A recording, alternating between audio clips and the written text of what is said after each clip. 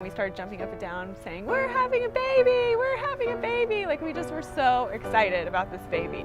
I'm Tamara, and this is my story. I got out of bed and the stomach ache got worse and worse, and I felt it was so bad I started to get nauseated. And so I called Joe, and I was walking through the house and I was talking to him, and I was like, I was telling him I didn't feel good. And as I was talking to him, I could just see everything go black. Everything starting to go black. And the last thing I remember was screaming, "Help me, help me." And I passed out, hit the wall with my face, and the phone went dead. So we went into the emergency room, and they did an ultrasound. And the doctor came in, and they said that they couldn't find the pregnancy at all in the uterus. They found a dark spot outside my uterus, and they said that I had a tubal pregnancy. So they wanted to admit me to terminate the pregnancy. And so I said, well, I have to have a second opinion. You know, I can't make this decision and find out that you were wrong. And so I said, is there an OB that I could talk to that could look at my ultrasound and see if, they agree? So the ER doctor said, okay, I'll be back. So he came back and he said, I talked to the OB and she agreed.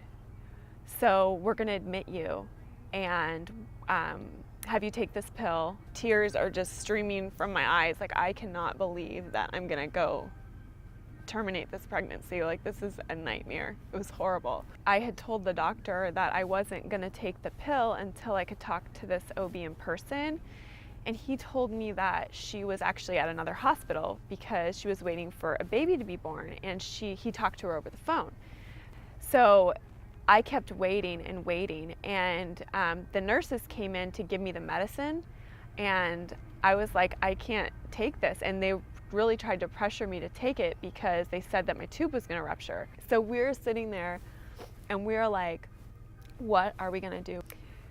My mother-in-law says, well, why don't you call like the phone number for the last gynecologist you went to and just see if, somebody will call you back. Okay, so I called their number and left a message with an answering service, and an on-call doctor called me back. That wasn't my doctor. And, he easily could have said, just, do what the hospital told you. I'm sure they're right. But he said, I'll be there in 45 minutes. And he came. He sat at the foot of my bed and he said, I talked to the ER. I looked at all your images. I've looked at all your tests. And he said, I think they might be wrong. I could be wrong and your tube could rupture, but he's like, I just don't think that it's quite, that we can jump to the extreme of you taking this pill. Like, it's just too big of a decision. So he's like, why don't we wait a week and we'll see if the pregnancy shows up in the uterus. A week later, I went in for that ultrasound, and there was a heartbeat, and my pregnancy was in the uterus.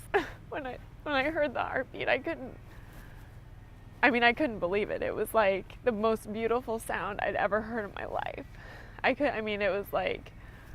It was just amazing, and I was so thankful to God that he sent that doctor, because how many people would have just listened to the ER doctor and done what they said and moved on. When they brought her over to me, she looked so big and so healthy and so beautiful to me. Like, I was like, she's perfect. Like, I was so excited. Like, I just couldn't believe it. And as they were sewing me up in the C-section, and Joe said to our doctor, he said, Dr. Lee, we named her Karina Lee after you because you saved her life. There is not one day that doesn't go by that I don't look at Karina and think, you were almost not here. Like, you were so close to not being here, and praise God that you are here. God is a good God, and I just love you, little girl. I love you, Karina.